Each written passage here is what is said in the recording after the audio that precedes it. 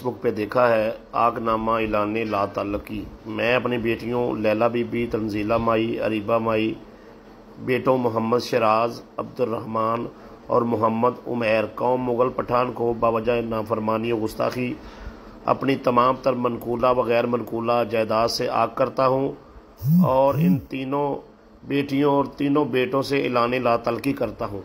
आइंदा अपने इन बेटों और बेटियों के किसी कौलो फेल और लेन देन का जिम्मेदार नहीं होगा।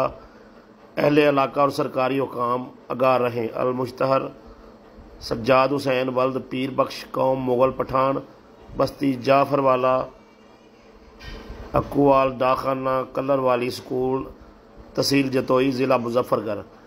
नाजरीन, ये आगनामा आपके साथ शेयर करने का मकसद ये नाजरीन, ये इश्तिहार जो है मैंने फेसबुक पे पढ़ा है और जब मैंने कमेंट पढ़े तो पता चला कि ये शख्स जो है इसका रोड एक्सीडेंट वगैरह हुआ और ये माजूर है, इसके बच्चे जो है इसको संभालते नहीं, तो बच्चों को भी चाहिए वो अपने वालिदैन को संभालें।